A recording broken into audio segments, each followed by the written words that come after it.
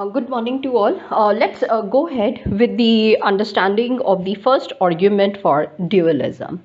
Okay, now it's a very interesting topic, so I think all of you would enjoy it. Now, here, if you look at it very carefully, it says that we need to rely on common sense intuition. What is that? Conscious experience is distinct from inanimate matter. You see, they are making it the conscious experience. That means me lifting a biscuit or me taking care of a glass of water, either for myself or for somebody who is sitting next to me. So they say that this you can very clearly distinguish with an AC in your room or a television. AC cannot give to you. You cannot command an AC and say, hey, give me a glass of water, or hand over a piece of biscuit for me, or a cookie for myself, or go ahead and prepare a cup of tea or coffee for yourself. So now you understood that particular difference. Now, if asked what mind is, they would simply tell you that yes, it's a part of myself. Number one, it can be part of my personality, it can be my soul, or it can be anything that is pertaining to my own self.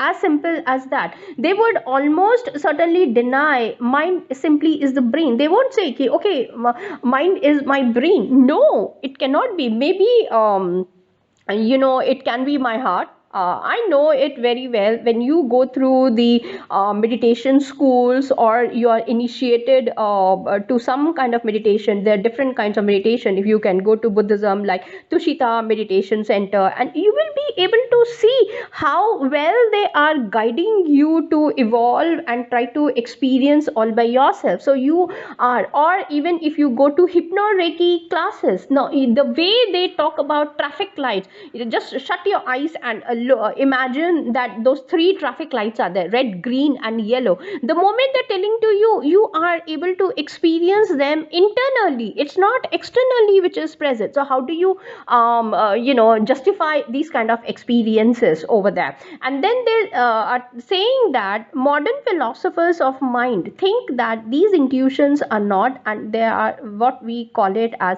empirical evidences are existing in the sciences, like neurologist or the doctors.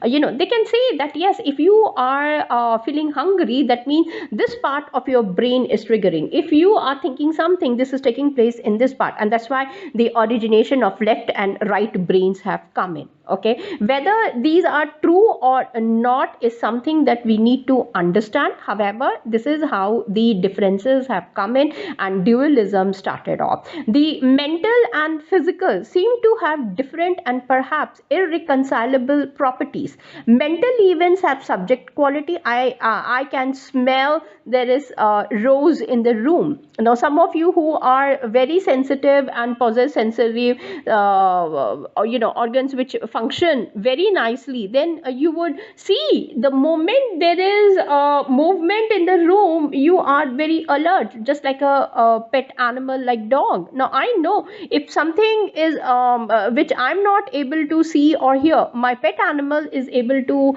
know it, and it starts looking in that particular direction.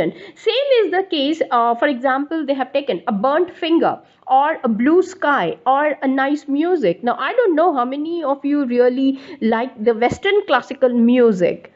Okay, now for example, if you start listening to Bach or the others who are present, you will identify that yes, it's not just the classical music. You have heard this thing present even in Indian culture, and that is through the R.D. Burman, not R.D. Burman, S.D. Burman's music. Now you can really collate, and you can say that yes, it's such a beautiful and it is so soothing to your ears. I'm an ardent fan of classical Western music, and you will see how beautifully those things are. Like for example, just play certain piano or the other instrumentals which are there in the Western classical music, and you will understand how soothing it is. It is not that dhoop dharaka kind of a music which really hits your brain also side by side. Similarly, you can see and understand if there's a lot of noise, you say okay, talk bit softly, it hurts my ears. basically. And if you have got very good, you will be able to identify the differences within the flowers very nicely. Or if you go to Darjeeling or these tea estates, there's a tea taster, who does not eat or drink anything else apart from tasting those tea. Now he is able to, he or she, whosoever the person is, they are able to judge the differences in the tea leaves, and they are able to give. Same goes with the coffee. Now I'm pretty sure the way my mother prepares coffee, and being a South Indian, again we go for those percolated coffee, and you will see the differences. The way my mother makes it is very different, the manner I would make. Okay. And if I give my hand to my father, you will see that he prepares it in a different manner, because there are differences. Or I remember it very well, one of my ex bosses, who just looked at the coffee, he just took a sip and he threw the cup of coffee in the hotel. Now I was just amazed, and then the next question is, you do not know how to maintain the temperature of the coffee? I just kept looking. Or if you go to Vasant Continental Hotel, you will see that person is very much there, the eggs are boiled at different temperatures. Now a person who loves certain varieties of eggs, you will see that the temperature matters a lot when they are cooking certain things. Now if you go to temples, which is my current project which I'm working on, and I have seen the temples in Udupi, they prefer to prepare the Mahaprasad in such a manner where the food is not completely cooked, especially the vegetables, and they say that we cook only till 3/4 of it, not the complete cooking, because it kills away, I mean it damages the entire nutritives which are present in that. Now that's a wonderful aspect which none of us are aware of. We at home, we know the way we are cooking. So what I wanted to tell you is that how these things are connected with your brain, the mind, and how well you can discuss about them. Similarly, philosophers of mind call these subjective aspects of mental events qualia, or the raw feels, which a child has. You are not very chalu at that time. It's a very simple thing. And how do you subject about these qualia when you are looking at a particular thing? There are qualia involved in these mental events that seem particularly difficult to reduce to anything physical. Now David Chalmers, his book is also recommended for you to study in philosophy of mind, gives us an argument by stating that one could conceivably know all the objective information about something, such as the brain states and wavelengths of light, involving with seeing the color red.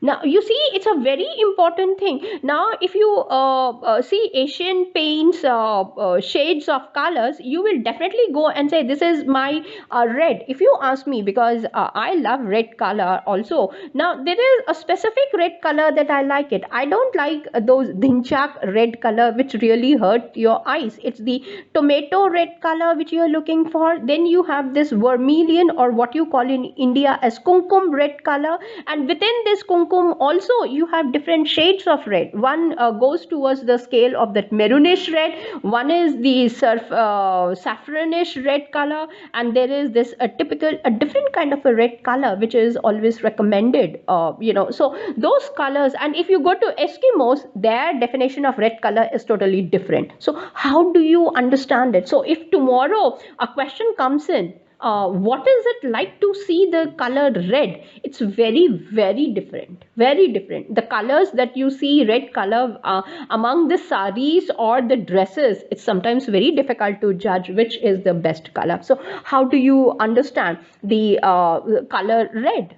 Okay, so that is one thing. Now I would go forward, and I would even go ahead. Now for example, read the classic paper, What Is It Like to Be a Bat, especially by Nagel, and we will definitely come up with that particular paper also, and I'll be reading line by line in that paper, and you will understand what he is telling to us, that yes, as a human being, can you really understand those experiences of the bat? Or for example, let's say, what is it like to fall in love? For example, let's say I've fallen in love with a man. okay, and I really love that man. I keep telling him, okay, I love you, kind of thing. However, does he really understand the kind of love that we are talking about? So does he know what is it like to be in love like Ramini?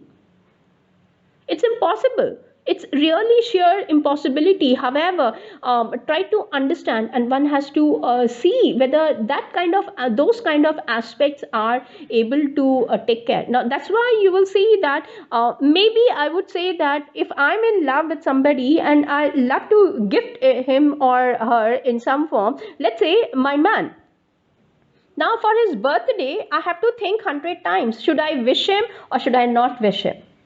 Number one. Number two, should I send him a bouquet of flowers or should I not send him a bouquet of flowers? Next one, should I gift him? Should I not gift him? You see, now the things are coming in. Reason, you do not know. My love says, yes, I need to buy at least two greeting cards, a nice bouquet of flowers, then a beautiful small cake for him, and maybe a gift from my side, from my own earned money, so that he feels very happy.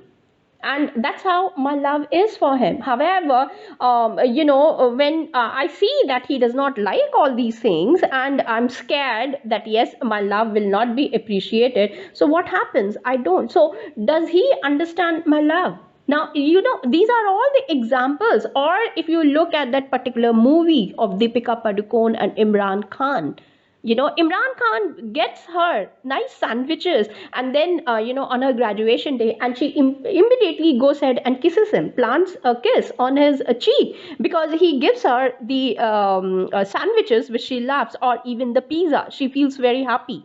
And when she wants to do, she just looks into his eyes, and and he just goes away. And just see that particular scene and you will understand what is it like to fall in love. And you will be able to understand the differences within the concept of love itself. My love is through caring, and if the other person does not understand it, so what will happen? Either we completely break the relationship and we say, okay, this will not last, or we try to amend ourselves and say, okay, I respect your individuality, however you need to respect my individuality also, so let me take care of you in this manner. So and sometimes when the decisions comes in within love also, because all of us experience love, and that's the reason why I'm giving you this example. So can you really understand what is it like to fall in love? What is it like to see the color red? What is it like to be a bat? Now forget about it. What is it like to be like Ramini, or what is it like to be an ex-individual? Can I really understand those things? To some extent, we do understand. Okay, the other person does not like it. Forget about it. No need. At least you are scared. Okay, you have already wished. In fact, you don't even get the reciprocity of that also, so you make an understanding. Okay, you have done your duty. Now this is exactly if you go into the different spiritual schools like Brahma Kumaris or Sadhguruji Isha Foundation, or Sri Sri Ravi Shankaracharya. I asked this question to Sadhguruji also. Do you think, Sadhguruji, that yes, I can fall in love with a man, however this is what it is, so how do I understand? And then he said, you have done your duty. You have done your duty towards the object with which you are falling in love. However, leave it how the other person takes it. Just be, that's where the maturity comes in for you. So the understanding of what is it to fall in love like Ramini, also changes all these things side by side. So now I hope you understand that it's a very, very difficult topic, and one needs to really enter into certain things to understand these kind of examples also. If consciousness, the mind, can exist independently of physical reality, that is the brain, one must explain how physical memories are created concerning consciousness. Now, this also happens sometimes when you're sleeping. See so many dreams which are irrelevant. For example, I hope each one of you dream such things, and you do not know, it does not pertain to my current life. So, how do you understand them? Now, dualism must therefore explain how consciousness affects physical reality. Okay, one possible explanation is that of the miracle proposed by Arnold Guillinx and Nicholas Malebranche, where all mind-body interactions require the direct intervention of God. Now, sometimes I wonder, God also has a role to play, like Tayayikas, and we say that okay, there is some eternal force which we are labeling as God, and that is how the things are taking place. So this is one argument for us for dualism. In my next video presentation, let me come up with yet another argument, and try to understand how the dualists are presenting their arguments. Till then, thanks, take care, bye.